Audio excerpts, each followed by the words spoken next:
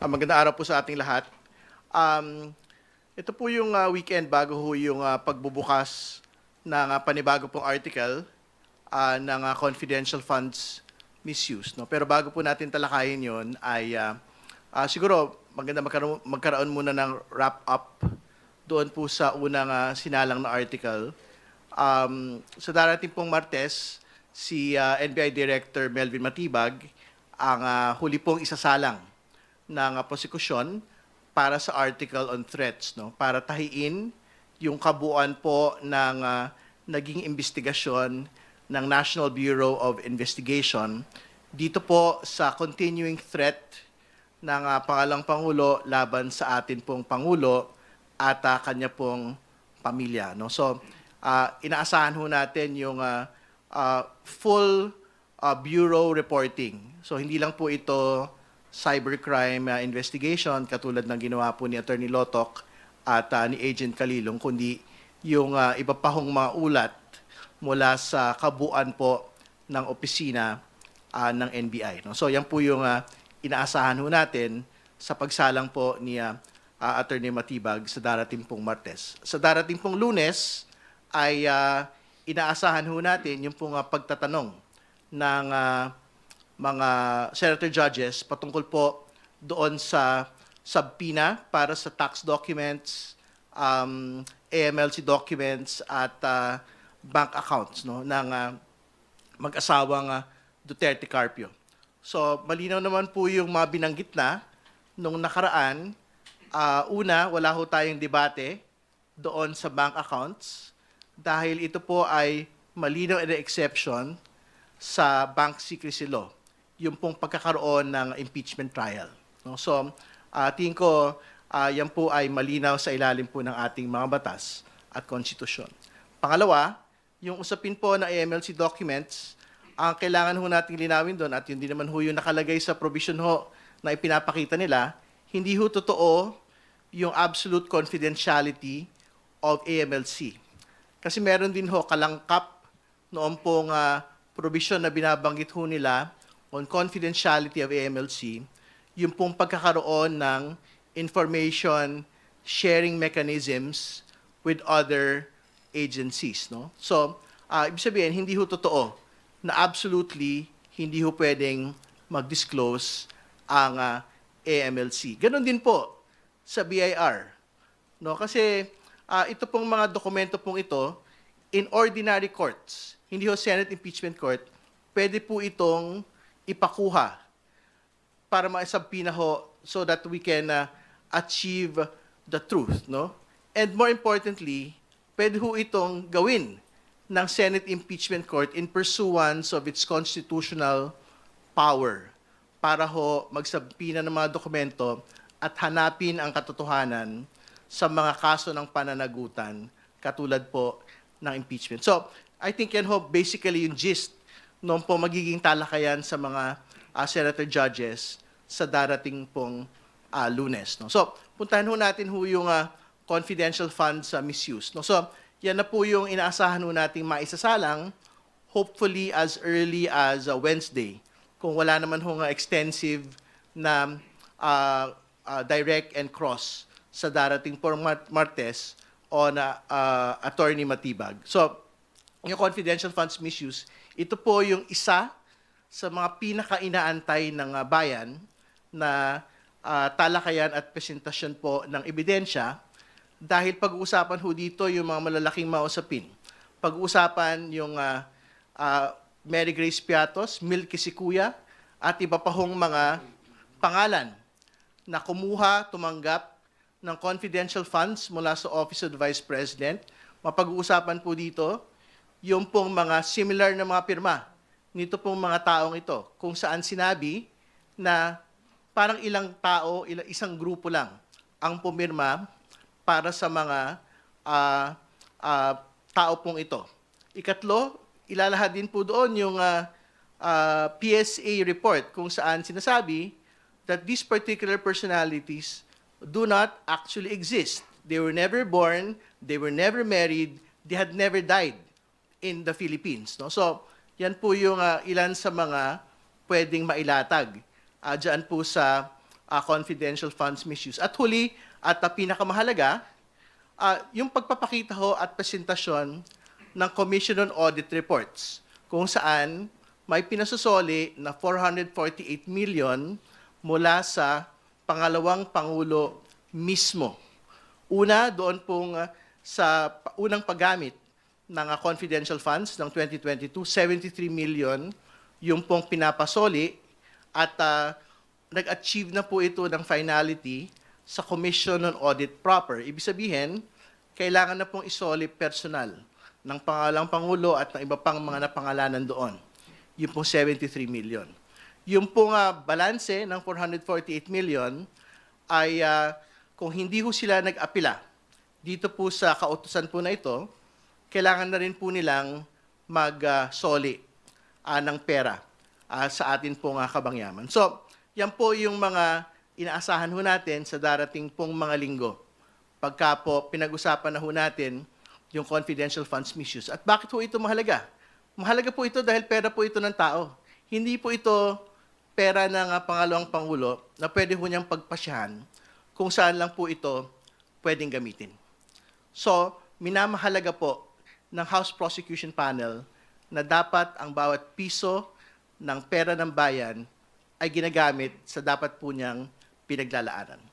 At yan po yung basically puso nito po ang confidential funds misuse article.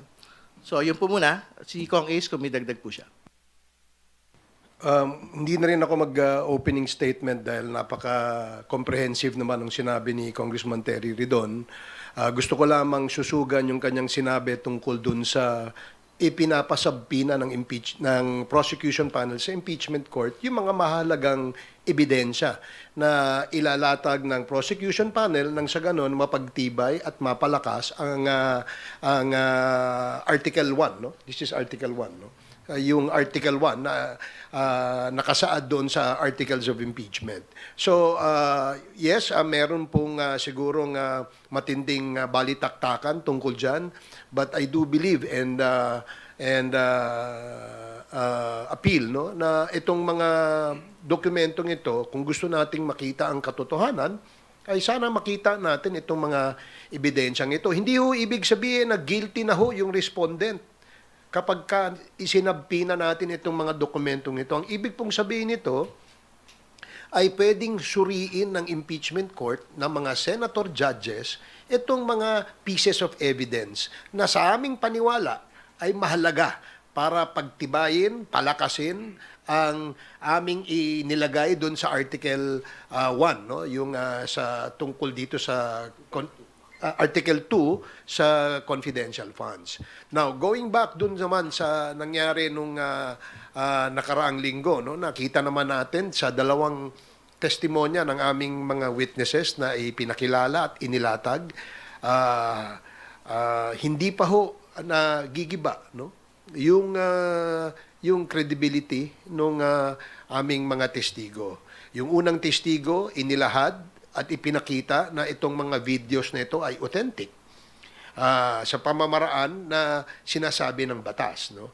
Pangalawa, ito pong ebidensyang inauthenticate ng aming unang witness ay inauthenticate din naman ng panig ng depensa dahil kitang-kita na ginamit din nila itong ebidensyang ito.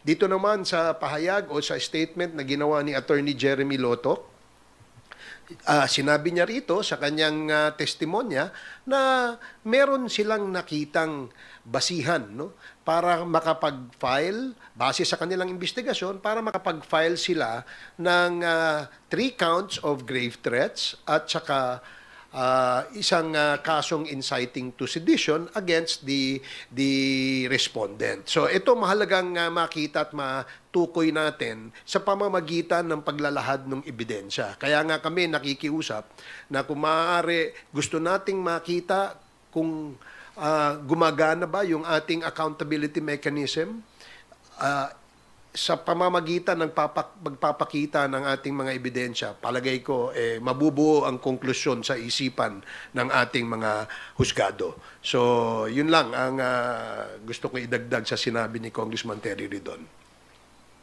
All right, we are now ready to receive questions. Han? Kongs, good morning. Sir, good morning, Sir Ace.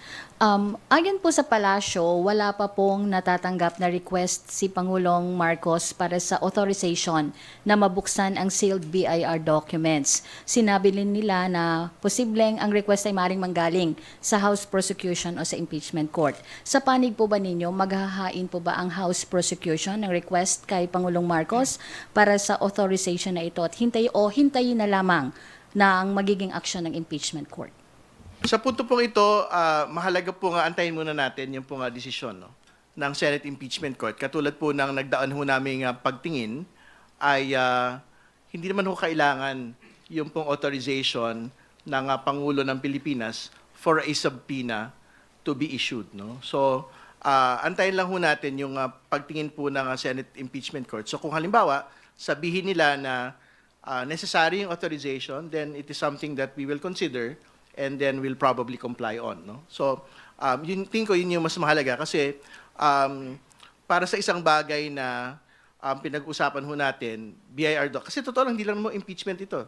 Do they actually mean na yung pong ordinaryong tao na meron hong halimbawa tax evasion case sa Department of Justice, isasalang sa korte, ibig niyo ho bang sabihin each and every tax case ng ordinaryong tao, hindi ho impeachable official, will require the authorization of the President for these documents to actually be subpoenaed by ordinary courts? I don't think so. Which is why, very important ho, antayin po natin yung pong pagtingin ng Senate Impeachment Court kasi sinabi naman na ho namin, meron hong constitutional power yung pong Senate Impeachment Court to issue subpoenas to get at the truth. No? So, kung sabihin ho nila, they would want to be on the safe side and would require presidential approval for the unsealing or opening of BIR documents, then that is the time that we will probably have to comply. Ganun din ang aking pananaw. No? Siguro hintayin natin ang desisyon ng impeachment court at marami namang mga remedies no, na pwede. Ang mahalaga dito is that ang aming panawagan, makita ang ebidensya, mailatag ang ebidensya, masuri ng ating mga impeachment court judges o senator judges, at nang sa ganun, makapagbuo sila ng konklusyon at desisyon pagdating ng panahon. Sir, another question. Just a reaction lang from you. Kahapon po sinabi sa press ko ni Jose Castro na inaasahan nila sa impeachment trial next week ay walang drama, walang pagtatago ng katotohanan, at walang pag-iwas sa totoong issue. At ang mahalaga ay lumabas ang katotohanan. Ano po yung reaksyon ng House Prosecution sa pahayag na ito? Sa inyong pananaw, paano ninyo masisiguro na mananatiling nakatuon ang paglilitis sa ebidensya at sa mga isyong nakasaad sa articles of impeachment? Tingin ko nakafocus naman ho yung prosecution panel sa una, ebidensya. No? Yan naman ho yung gawain nitong nakaraang mga linggo. Pangalawa, sa totoo lang ho, hanggat maaari naman po ay matapos na po ito.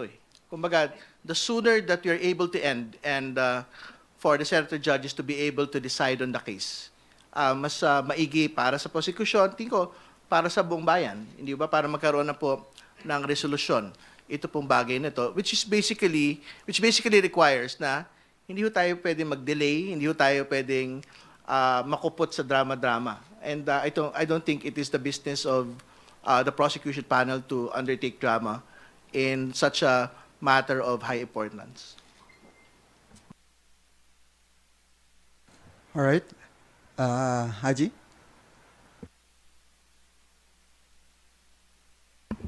Good morning po, Kong Terry, Kong Ace. Doon po sa issue ng confidential funds, nabanggit ni Kong Terry kanina na naasahan nga po yung mga, bukod doon sa mga names no, na naibunyag sa acknowledgement receipts, pati yung pagsasauli po ng confidential funds. Tingin niyo po ba, kapag natalakay na tong confidential funds issue, mas magiging malinaw sa publiko kung ano po ba yung mga, kumbaga, kasi syempre sa mga nakalipas pong mga statements ng Office of the Vice President, halimbawa, kapag sila po ay nakakakuha ng unmodified opinion na rating mula sa COA, na kumbaga mas magiging malinaw na yun pong mga rating mula sa COA ay hindi naman talaga nagre-reflect sa usapin ng confidential funds ng OVP. Kasi parang na-ano po yun na-attribute po na wala naman pala talagang anomalya kasi may COA rating na ganito, yun na nakukuha yung OVP. Hindi, ang totoo naman po doon, pwede kong mag-exist yung pong unmodified opinion ng COA, samantalang meron po silang hinaharap na notice of disallowance at finality on the question of confidential funds misuse. So, ibig sabihin, wag ho nating linlangin yung bayan na just because meron kang unmodified opinion, clean slate na yung po isang particular po na opisina.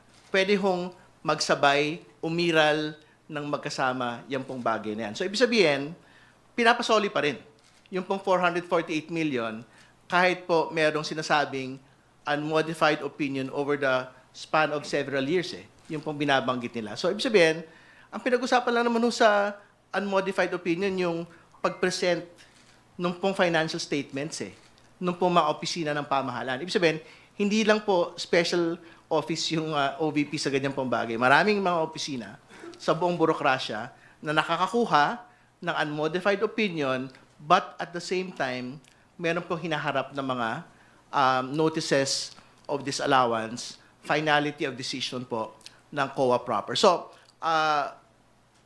great na meron pong unmodified opinion, pero tuloy pa rin po na may pinapasoling 448 million personal sa atin pong pangalawang Pangulo. Well, ang pinakamahalaga dito, bukod dun sa unmodified opinion and notice of notice of disallowance, yung pinaka-final decision ng ating COA. Kasi ito nagpapatunay lamang na may proseso na ginagawa ang Commission on Audit to arrive at a decision on an issue that is of national importance. Bakit? Pera ng taong bayan ito Kailangan patunayan kung ito ba'y nagamit sa tama. Now, siyempre ang opisina ay nagbigay ng kanilang justification. If COA finds the justification lacking, then it goes to the unmodified opinion.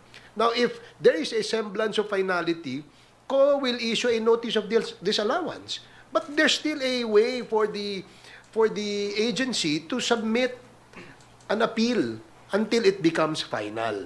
So again, ang pinaka-importante ay yung final.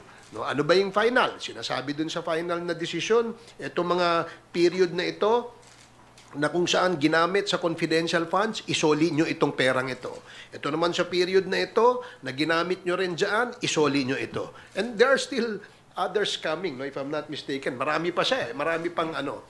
So again, ang what is really important na maintindihan din ng ating mga kababayan, hindi yung unmodified opinion, hindi yung notice of disallowance, kung ano ang final decision ng ating Commission on Audit.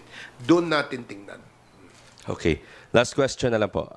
May survey po na lumabas sa social weather stations. Tumaas daw po ng 2 points from 29 to positive 31 ang net satisfaction rating ni Vice President Sara Duterte. Although the survey was conducted from June 20 to June 29, so prior po na magsimula yung impeachment trial ni VP Sara sa Senate. So ang question po, do you think after po na masimulan yung impeachment trial, narinig na po yung Article 4 o yung grave threats, magbabago po kaya yung satisfaction ng publiko sa performance ng Vice Presidente? Or in any way, makaka-apekto po ba yun sa rating ni VP, considering na nag-umpisa na nga po yung trial? Well, una ho sa lahat, kailangan ho nating balikan yung ibig sabihin ng satisfaction ratings, no? Kasi mahirap na itali po yun doon sa impeachment proceedings. Kasi I think ang basic question ho on satisfaction ratings ay ano ba ang pagtingin po ninyo sa gampanin ng atin pong pangalawang Pangulo over the course of this particular period. So, I don't think nakatali siya doon sa ongoing impeachment proceedings against her today. No? Kasi baka pagka mas pointed yung question, do you actually support the impeachment proceedings against the Vice President? Tingin ko, that is the proper question relating to the impeachment proceedings. No? Kasi basically satisfaction ratings are performance ratings. Eh. So nakikita din naman ho natin yan. For example, the president had a better rating for this particular quarter. So tingin ko mahirap na i-conflate yung pong satisfaction performance ratings on how the impeachment proceedings, not just at the level of the Senate, but also at the level of the House, is when it is being compared to the performance of the Vice President. But, which is, sorry, kung trust po yung pag-uusapan, pwedeng bumaba. We have to wait for that trust rating. Pero alam po niyo, there are surveys po kasi relating specifically to public support for the impeachment. So I think that would be the most relevant survey question and survey results. So kung meron po yun, kung tumaas man yun o bumaba, yun po yung may actual impact sa pinag-usapan ho natin on the Vice President and on the impeachment proceeding. Ako, dagdagan ko lang yung sinabi ni Kong Terry, no? Na it would be interesting to note, no, in this survey na lumabas, na lahat po ng lahat po ng mga mga personalidad na kasama diyan sa survey na yun, ay tumaas po yung kanilang net satisfaction ratings. At itong ang ibig sabihin lamang nito para sa aking personal na opinion ay nakita ng taong bayan na itong mga personalidad na ito ay nagtatrabaho, no? Tatrabaho, and this is quite a good impression that they will leave to the Filipino people. Ngayon, it would also be interesting to see the results maybe after the issue of the impeachment has been asked, no? Kasi wala pa naman nagtatanong niya. Ang unang tanong kasi, interesado ba kayong makita o madinig ang impeachment?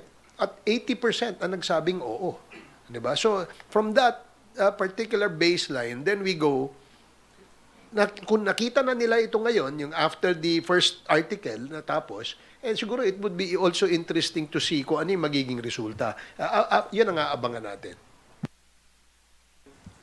Bernard, your follow-up? Good afternoon, Coms. Yung rating kasi, may mga narrative ngayon yung mga trolls na ang taas ng rating ng next president namin eh. So bakit niyo ituloy yan, yung impeachment? Is that the reason para huwag na ituloy yung impeachment? Well, sa aking palagay, hindi dapat rason. Ang impeachment kasi ay proseso ng accountability eh. At mahalaga ito, kaya nga ito ay nakasaad sa ating saligang batas because hindi pwedeng ibig sabihin kung ikaw ang mataas na opisyal ng gobyerno, kapag ikaw ay gumawa ng mga paglabag sa batas, ay wala ka ng accountability dapat harapin. Kaya hindi dapat tinitingnan itong accountability dahil sa popularity, no? Hindi po ito popularity contest. This is a mechanism that the Constitution guarantees to ensure that the Filipino people will not be shortchanged if and when the officials, the highest official of the country violates certain laws. Ayun lang ang aking pananaw. Kong Terry. Una sa lahat, hindi po pwedeng magpagbanggain yung pong survey ratings doon po sa impeachment, katulad na binanggit ko na po kanina. Kasi ang sinusukat po sa survey ratings, satisfaction ratings, ay kung maayos ho ba yung service delivery ng ating pong pangalawang Pangulo. So, ibig sabihin, kung magaling ho ba, at I think, nagbigay naman ho siya ng ulat sa bayan, no, na talagang tumutulong ho sila sa iba't ibang mga sektor. Na ginagawa rin naman po ng iba't ibang mga ahensya po ng pamahalaan.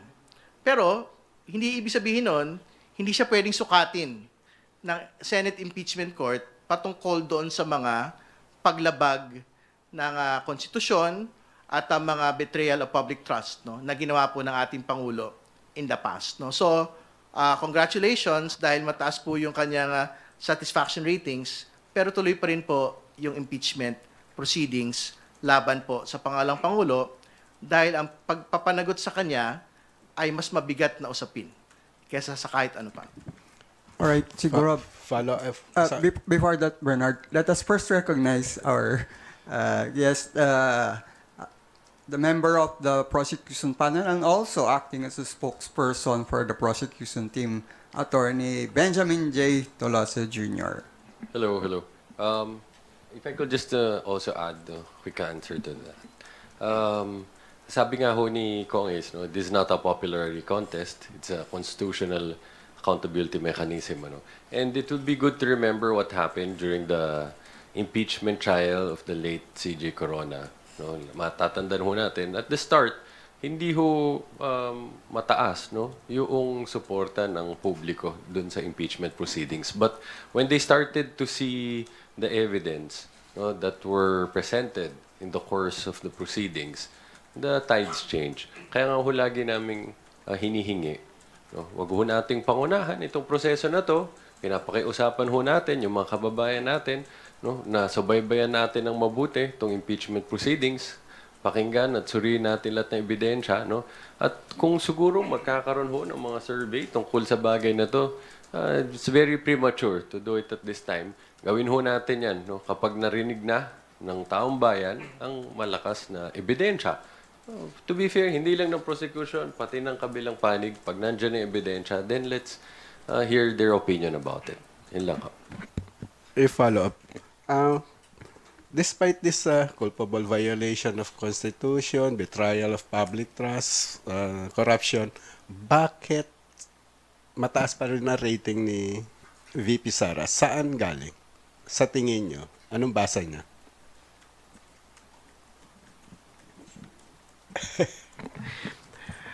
Mahirap sagutin yun eh. Kasi I think kung alam natin kung ano yung tanong dun sa survey, siguro more or less magkakaroon tayo ng picture kung ano yung posibleng dahilan no, kung bakit. No? But gaya nga ng sinabi ng aking mga kasama dito at sinabi natin, hindi importante sa ngayon na kung sino yung popular. No? Dahil nga hindi nga po ito popularity contest o beauty pageant. Ang ating importanteng makita at mabigyan ng pansin ang paglalatag ng ebidensya. Dapat madinig, maintindihan ng ating mga kababayan. Nang sa ganon, magkaroon sila ng sariling konklusyon o opinion dito sa usapin ng impeachment. Dahil from the impeachment process mismo, ito'y masalimuot na proseso eh. Napakahirap din maintindihan ito. No? Kaya nga, isa sa mga pamamaraan para ito'y maintindihan ng ating mga kababayan ay mailatag natin ang ebidensya.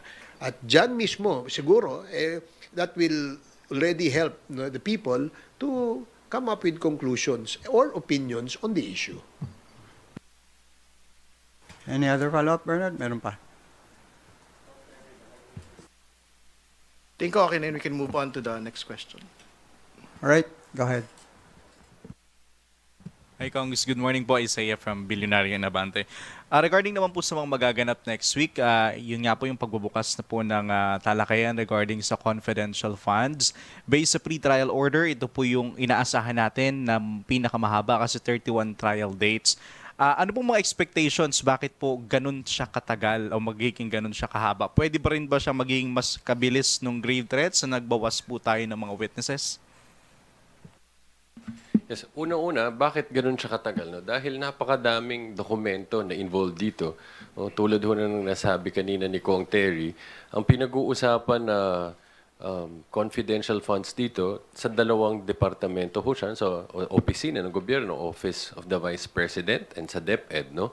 And then, madami ho tayong mga witnesses na kailangang marinig ang kanilang testimonya para mapaliwanag yung buong proseso, para makita ho natin no, from the time that they asked for cash advances, no, para dito, yung saan ba ginamit talaga ito, ano yung nangyaring liquidation efforts nila sa COA, ano ang naging mga findings nila sa COA, no, hanggang doon sa umabot na, doon sa pinaliwanag kanina nila Kong Terry, Kong Ace, nagkaroon ng mga findings no, na pinapasoli no, itong amounts na ito dahil hindi napatunayan na nagamit ito doon sa allowed na purposes. Ano. So, as to can we find a way to abbreviate the proceedings, we will also try to do that. No? Tulad ho nung ginawa ng team for grave threats, no? Basta ho na patunayan na ng mga naiupo ng testigo yung mga importanteng bagay no?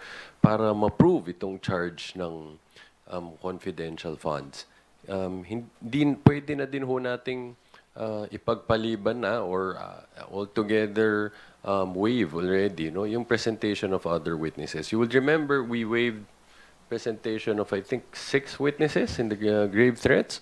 Ganon din naman ho yung plano natin dito, no? If there are witnesses that could be dispensed with, we'll also try to do that. Again, cognizant naman ho tayo, no, dun sa sentimiento ng impeachment court and mga kababayan natin, ayaw nating magtagal to pare-pareho. Oh, but tulad ho ng sinasabi namin, we'll also ask for some patience from everyone, di ba? Dahil gusto nating mabilis, pero ang pinaka-importante, more than dun sa mabilis, yung mailatag natin ng mabuti, yung ebidensya.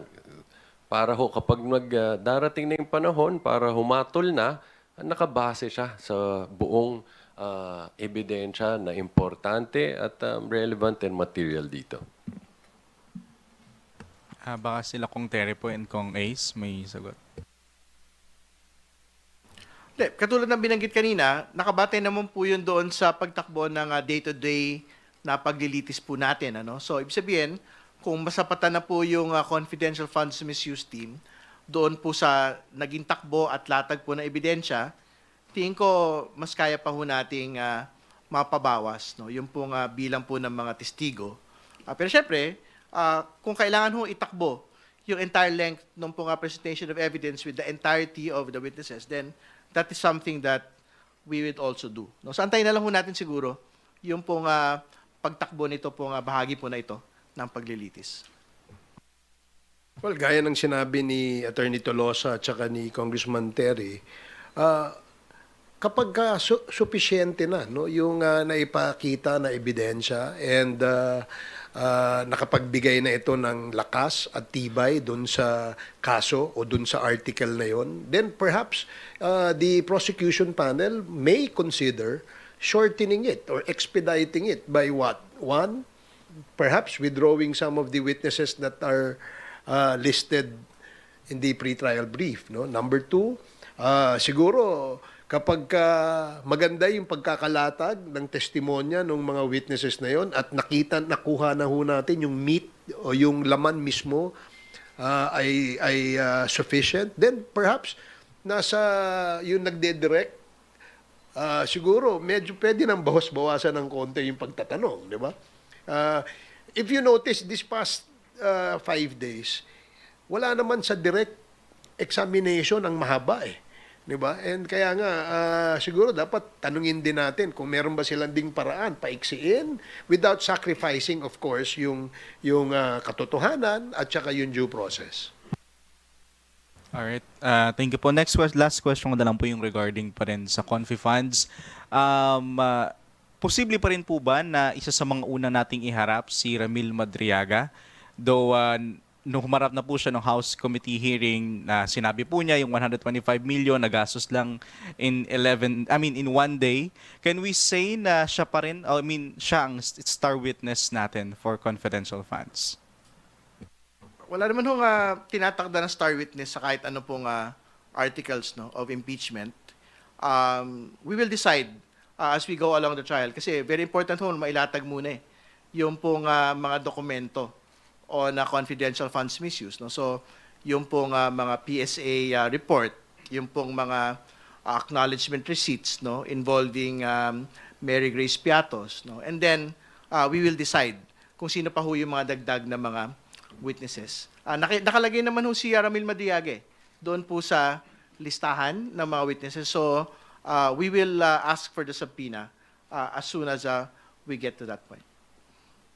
And as to identity of the first witnesses that will be presenting no, in connection with the confidential funds, we've already informed the court no, about this. So, ang nasabi ho natin dyan, ang una, House of Representatives Legislative Archives and Museum Management Service Director, tapos ho niyan, 2 bank managers ho, ng Land Bank of the Philippines. Alright, thank you po. Alright, Red, your turn. Good morning po. Last ko na po to. Dahil lilipat na ako ng beats.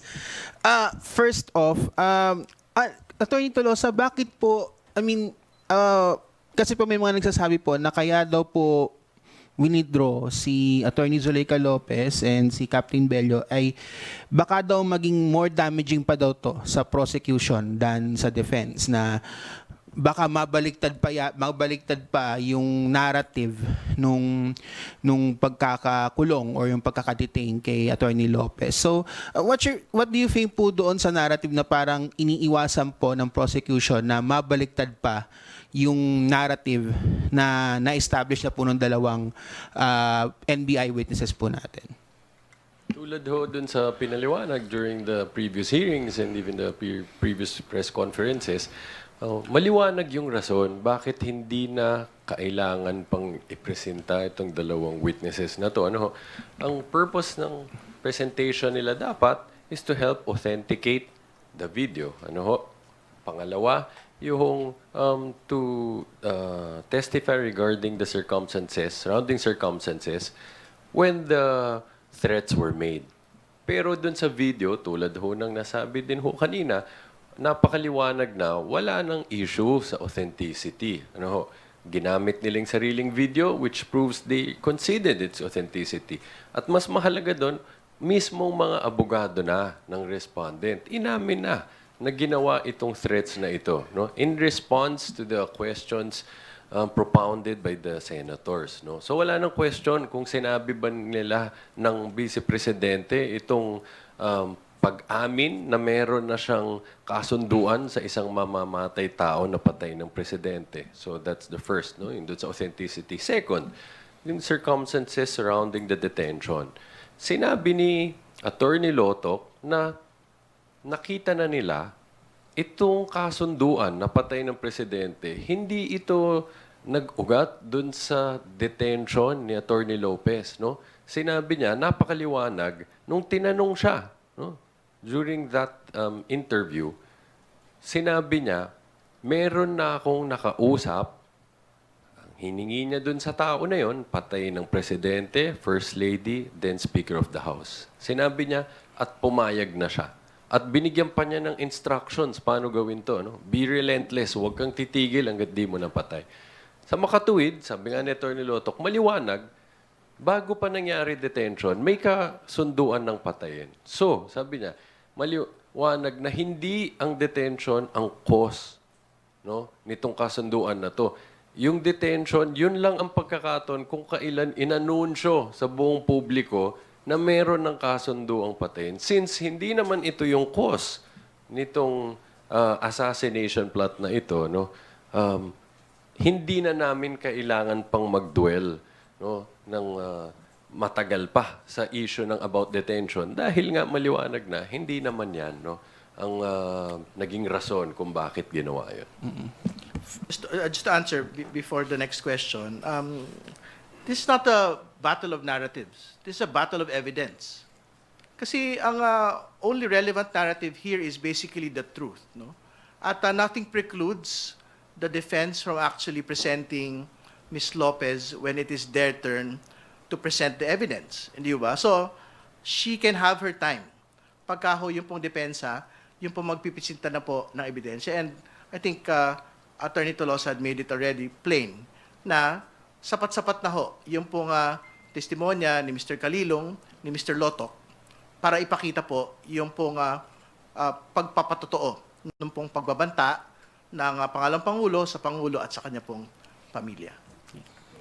Follow-up lang po. Kasi yun nga po, parang na-mention po yata ni Attorney Lotoc na he mentioned na wala naman, na hindi po nila nalaman kung sino yung assassin. Is that material po ba doon sa prosecution na wala kaming nakitang assassin or wala kaming na-investigahan or hindi namin nakita yung assassin mismo? Parang yun yung pagkakaano niya. So, do you think po ba it's an important narrative po ba na overlook ng prosecution or is that material po ba?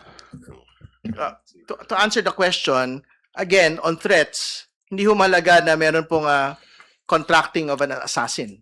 Yung pong pinapanagot po nito, yung pong pagbabanta mismo. And that has been established, authenticated by Attorney Lotoc and Agent Kalinong. So, Yun lang po yung mahalaga ron. Ang binabanggit lang naman po ni Attorney Loto, as far as he is concerned, doon po sa Cybercrime Division, he does not have information whether or not meron po talagang person contracted to kill the Vice President. No? So, but in the next week naman po, Attorney Matibag will be presented as NBI Director. So, baka pwede mong maitanong doon kung if he has in fact information on whether or not there has been a contract to kill the President. No? So, yun po yung malalaman pa ho natin with some finality pag sinalang po siguro si Attorney Matibag kasi yung pong limitation ni Attorney Lotok ay sa trabaho lang po niya bilang Cybercrime Division Chief.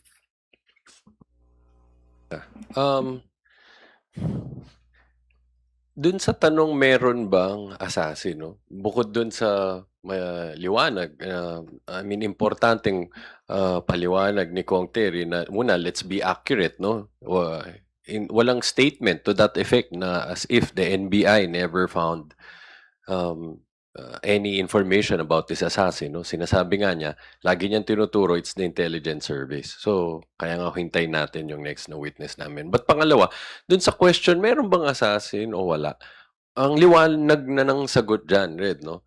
Meron. Anong basehan natin? Yung mismong pag-amin ng Vice Presidente na meron siyang kinausap na isang mamatay tao at nagkaroon siya ng agreement sa taong ito. No? Again, na-emphasize to ilang beses during the hearing. This is an admission against interest. No? Hence, isa yan sa pinakamatibay na pruweba under the rules on evidence. Pangalawa, maganda ho yung paalalang binigay ni Senator Judge Tito Soto, no?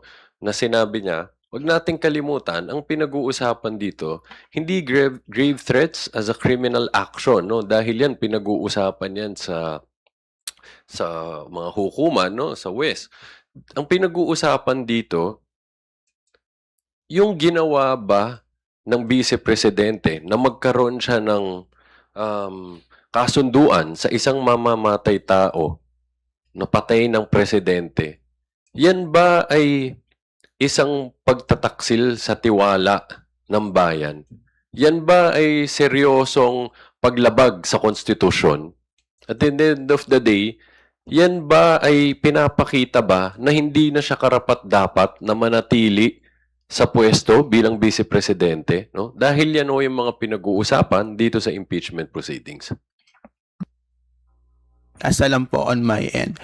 Pero ito medyo hindi na to related sa impeachment kasi may nabalita nga po na isang delivery rider na nasaksak at napatay. I think this is related kay Kong Terry and kay former Kong Robert Ace Barbers. May isang delivery rider na nasaksak at napatay ng isang repeat offender daw.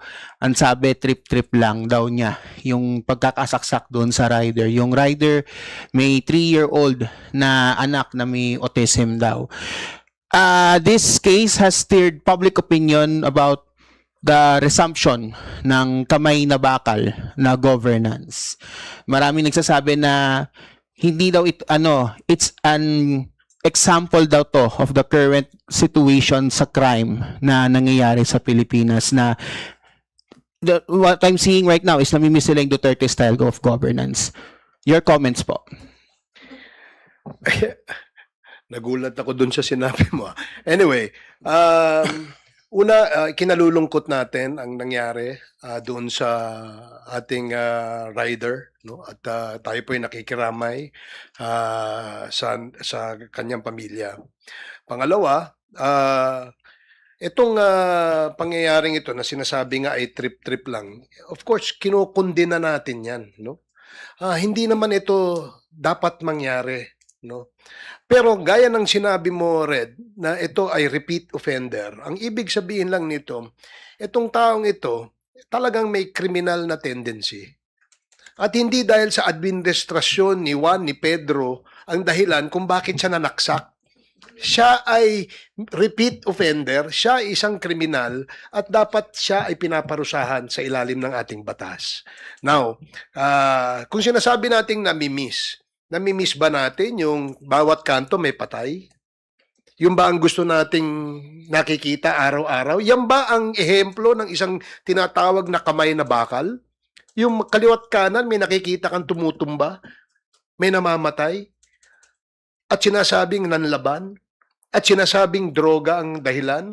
I guess, hindi yun yung dapat nating tinitingnan, no? Ang importante dito, yan ba ay mapapanagot sa batas? Kung siya ay nahuli at siya ay at merong ebidensya, dapat siyang managot, no? Dapat yan ikulong. Kung maaari nga mabulok sa kulungan, mas maganda, no? Dahil sa kanyang ginawa, hindi niya isinaalang-alang yung pamilya nitong rider na ito, no? Kung sasabihin niyang yan ay trip-trip lang, mas magandang mag-trip ka sa bilibid, no? Doon mo tingnan kung yung pagiging kriminal mo dapat ba doon sa loob ng bilibid. Again, no, let me say and emphasize na hindi ho ito usapin ng administrasyon. Ito ay usapin ng tendency nitong taong ito na maging na isang kriminal, no? So, 'yun ang sagot ko dun sa tanong mo. Anything to add, Kong Terry? Nahirapan lang ako intindihin yung return to a Duterte-style governance, no? Kasi what do we actually mean by that? A return of extrajudicial killings? Yun po ba? Parang that is something that is unacceptable kasi the question on extrajudicial killings is still being litigated at The Hague today. Hindi ba? At okay siguro yun as a Facebook post, no, na parang ubusin lahat yan. Pero we will go back to the most basic point. If it comes to your doorstep, inosente yung kapatid mo, asawa mo, mahal mo sa buhay, subjected to extrajudicial killings. We just have to go back to Kian de los Santos. Hindi ba? Is that the governance that we actually want? Lives lost. Hindi ba? Childhoods lost. Tingin ko, that is something that is cute on a Facebook post. Pero in real terms, parang I don't think that is a life that we would want to see again. Can I add something quickly? Siguro dahil dito sa mga ganitong karahasan, mas lalong importante na dapat tayo as a nation, as a society, pakita natin na we reject that, no? Na hindi katanggap-tanggap sa atin ang mga pag-uugali ng karahasan, ng pagmumura, no? Nang walang habas sa mga hindi lang kahit sa kaninong tao, but all the more dun sa head of state natin, sa presidente natin, no? At pagtangkaan ng buhay niya at again, no, anunsyo pa natin sa buong mundo na meron ka ng napakaliwanag, no, na agreement, kasunduan sa isang mamatay tao na patay ng presidente. Dapat all the more, no, pakita natin, hindi yan acceptable sa atin, yung ganyang klase. All right. Thank you, Red. Tina, your turn. Patanong lang po. Bakit daw po hindi kinuha si former NBI Director Santiago as a witness of the prosecution in the articles on grave threats when he was the NBI Director when the VP had her online press con and he is listed as a witness of the defense?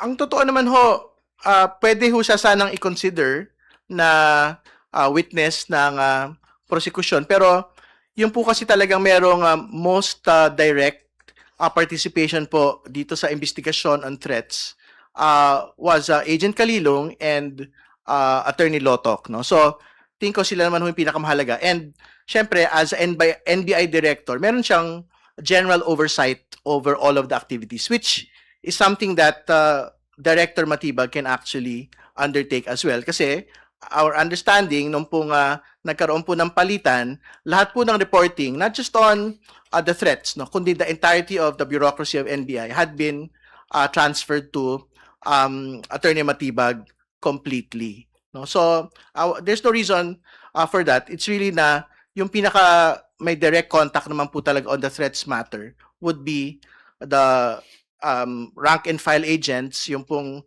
division chief, no? At ngayon nga syempre kung ano ho yung continuing updates, no, on the threats in general. It is something that Attorney Matibag can actually undertake. As you've pointed out, it's the defense who listed him as one of their witnesses. And of course, they're free to do so when it's their turn to present evidence. Kaya nga ho, sa ngayon, hintayin ho natin yung magiging mahalagang testimonya ni NBI Director Melvin Matibag. At masasagot ho yan, yung katanungan, bakit siya yung pinili naming paupo yun as testigo. Alright, thank you, Tina. Follow-up. Pwede follow-up lang po. Kasi recently, meron pong statement po itong si Director Santiago na yun nga raw pong Operation Romanov, yung plot daw po supposedly to eliminate the Marcos family and not the Vice President. So, hindi po kaya maganda rin na naisa lang siya doon or yun nga, o doon po talaga tayo napunta sa pag tukay kay Matibag na po. Continuing Director.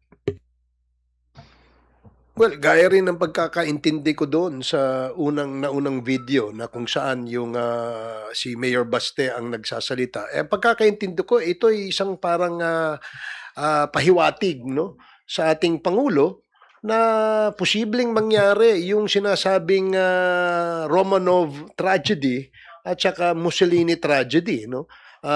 Kung hindi daw babaguhin yung kanyang direksyon na tinatahak. So I guess I subscribe to the logic presented by Director Santiago in saying that this is actually a threat, no, to the first family.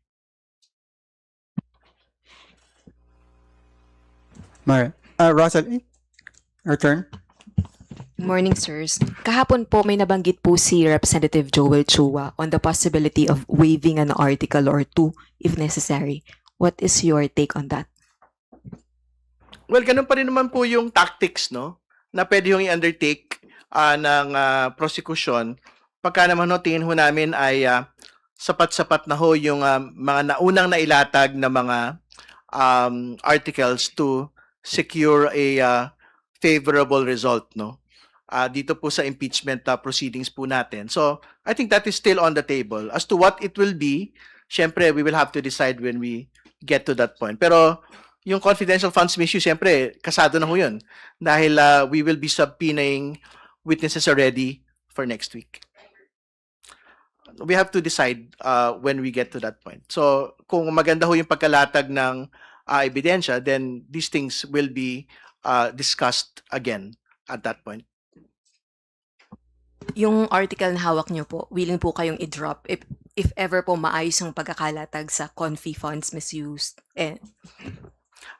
Tingnan ho natin. Hindi naman ho tayo nagsasara. But I think we have to be very clear na yung pong unexplained wealth, yung beating heart nito pong impeachment trial kasi ang pinag-usapan ho talaga natin dito, yung pong mga bagong mga ebidensya, no, na marami ho doon hindi pa nailatag doon sa House Justice Committee proceedings, and I'm quite certain interesado din po yung mga kababayan po natin na malaman po yung katotohanan sa likod po nito. So, we will decide when we reach that point. How confident are you po, sirs, na matatapos po natin yung process ng impeachment trial and no eventualities will cut short the process? Well, tingin ko naman magtutuloy-tuloy po ito within the period that had been granted by the Senate Impeachment Court. Pero katulad ng nakita na ho natin, I think halos isang buwan ng trial dates, no, yung pong naitabi dito po sa pagbabawas po ng witnesses. So, hopefully, pagka naman ho, masapatan ho kami doon sa mga unang ipipresenta pong witnesses, baka mabawasan. Actually, yung confidential funds misuse po, yung pinakamaraming trial dates, hindi ba? So, if we are able to cut it short, to be able to move on to the next, I think that is something that we would want to see as well. Vivian? Question. Tama po ba sabihin na, well, as you mentioned na beating heart, itong alleged unexplained wealth na article, tama ba sabihin na off the table yung pag-waive sa presentation nitong article na to? just to follow the logic of what Congressman Joel said, no? So, yung waiving of articles in the future will be discussed when we reach that point, no? So, syempre, kung tingin naman ho namin okay na kami at confidential funds and we really would want to abbreviate the process, then waiving even that will still be on the table, hindi ba? Okay. Opo, mag-off topic lang po ako regarding po sa legislative work. Meron po bang any adjustments on your part since more than a week na lang po magsisimula or mag-open na po yung second regular session ng 20th Congress? At kasabay nitong impeachment trial. Ang totoo naman ho, kailangan hong hatiin ng mga House prosecutors yung trabaho nila bilang House prosecutor, bilang legislator, at bilang merong mga constituencies, no? At mga sektor. So, yung pong 7 araw sa linggo ay hahatiin po talaga namin.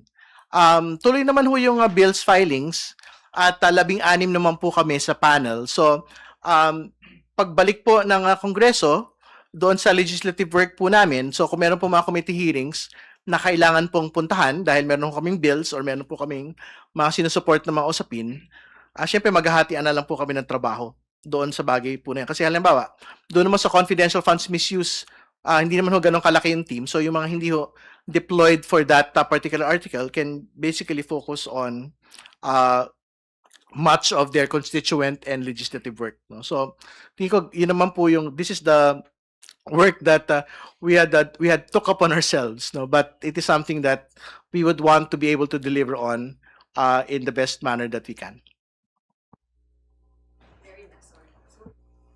Okay po. More than a week before the State of the Nation address of the President, you have always highlighted that the impeachment trial is a constitutional mechanism to uphold accountability and rule of law. Would you consider the impeachment trial commencement an accomplishment under the PBBM administration, especially that since 19 Congress ay pinopursue ng House of Representatives ang impeachment against the Vice President? I wouldn't say that it is the President's accomplishment kasi impeachment proceedings are entirely a legislative matter, no?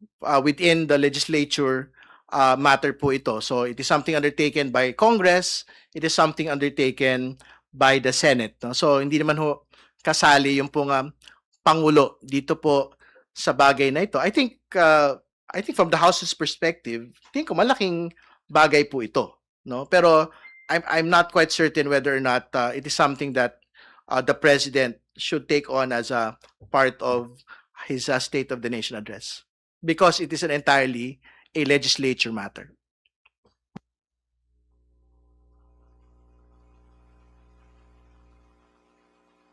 I cannot speak for the President, but I can speak for the House. I think the 257 House members that supported the impeachment really would want to seal this particular action as a major flagship action of the House of Representatives for accountability. All right. Speaking of accomplishment, I think we have accomplished much for today. But before we end, we will give our guests the chance for their parting word if they so desire. Katulad nung nakaraan, makita-kita na lang ho tayo sa Lunes dahil makikita pa rin ho tayo sa Lunes sa susunod pong linggo. Antabayanan po natin yung pong mga updates po sa paglilitis ng atin pong pangalawang Pangulo. Ako'y mananawagan sa ating mga kababayan na subaybayan niyo po itong impeachment o itong paglilitis na ito dahil napakahalaga. Hindi dahil sa kung sinong politiko ang napapaloob dito, kundi napakahalaga ho ito sa ating mga mamamayang, ordinaryong mamamayang Pilipino. Baka itong prosesong ito ay isang proseso na dapat naiintindihan natin at ito ay may kaugnayan no sa ating araw-araw na pamumuhay. And by watching the trial, may iwasan po natin yung pagkalat ng fake news. Alam niyo po, ngayon umpisa yung mga fake news, ang dami hong kumakalat, no? Kanya-kanyang naratibo, kanya-kanyang opinion. Now, second, kung meron po tayong mga surveys, no, tungkol sa trust ratings. Siguro mas maganda rin magkaroon din tayo ng survey sa performance naman, no. Tingnan natin sino ba sa ating mga lingkod bayan na nagtatrabaho. Mahalaga 'yan dahil nakikita ng taong bayan kung sino po yung kanilang sinisweldohan na gumagawa ng kanilang trabaho. So that's just the message.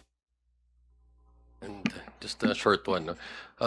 Again, inanyayahan ho natin lahat ng mga kababayan natin na subaybayan to. Pati ho, yung hearing sa Lunes, kahit wala hong uupo ho dyan na testigo, napaka-importante pa rin ho nung magiging usapin at pagpapasya ng gagawin ng impeachment court, paukol dun sa BIR documents, AMLAC, and bank records. Ano ho?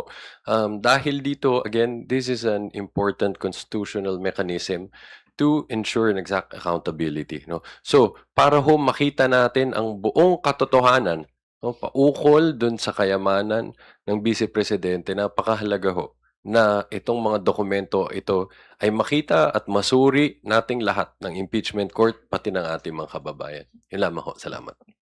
On that note, maraming salamat po sa ating mga guests for today, former Congressman X. Barbers, Representative Terry Ridon, and Attorney J. Tolosa, sa inyong mga kapatid sa media at sa ating mga kababayan na patuloy na sumusubaybay sa ating mga talakayan. Magandang tanghali sa ating lahat.